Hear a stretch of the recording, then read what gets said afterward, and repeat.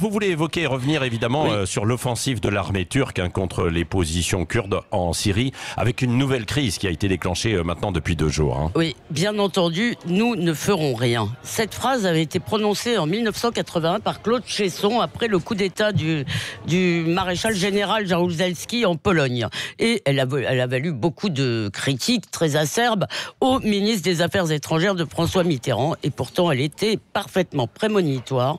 Et malheureusement, je pense qu'on peut sans grand risque l'appliquer à la situation des Kurdes aujourd'hui. Si vous avez un doute, le communiqué envoyé hier par le Quai d'Orsay aux rédactions est assez éloquent. N'y allez pas, parce que si vous avez des problèmes, nous ne ferons rien. C'est ça qui est dit plus ou moins entre les lignes. Alors Bernard-Henri Lévy, Caroline Fourest et beaucoup d'autres peuvent tempêter. Ils peuvent rêver d'une nouvelle opération, d'une réédition de l'opération libyenne, vous vous rappelez du sauvetage de Benghazi. Mais après le lâchage des Kurdes par Trump, qui a annoncé, vous le savez, dimanche soir, qu'il retirerait ses forces spéciales, le début de l'opération, donc mal nommée Printemps de la paix, on voit beaucoup de protestations et très peu d'actions. Oui, donc on abandonne en quelque sorte les Kurdes à leur sort, c'est ça. Écoutez, ça m'attriste, cela me révolte autant que vous. Les Kurdes ont payé le prix du sang dans notre guerre contre Daesh. Ils ont créé au Rojava, donc dans le sud-est de la Syrie, l'embryon probablement de la société la plus démocratique du coin. Ils se coltinent en plus pour nous beaucoup de djihadistes et assimilés, donc dont on sait que c'est un des problèmes qui risque de se poser très vite. D'un point de vue moral, les laisser tomber, c'est un crime. Il faut croire que ce sont les rapports de force et pas la morale qui régissent les relations internationales. Il faut rappeler, ce Rojava contrôle les forces kurdes, a aujourd'hui acquis une quasi-indépendance de fait.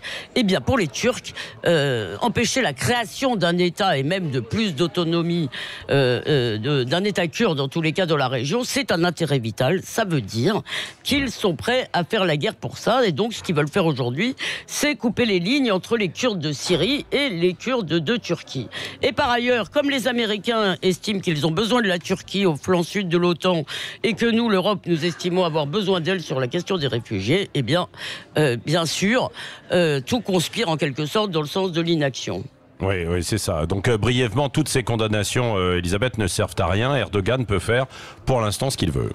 Oui, écoutez, ça fait des années que nous acceptons ces méthodes pourtant inacceptables. Il a fait hier, d'abord il appelle les immigrés turcs à ne pas s'assimiler en Europe. Il dit que le ventre des femmes turques est une arme de la conquête islamique. Et hier, dans un discours hallucinant, vraiment, il a très clairement menacé l'Europe de lui envoyer 3 millions de réfugiés, comme si ce n'étaient pas des êtres humains, si elle s'opposait dans ses vues de la région.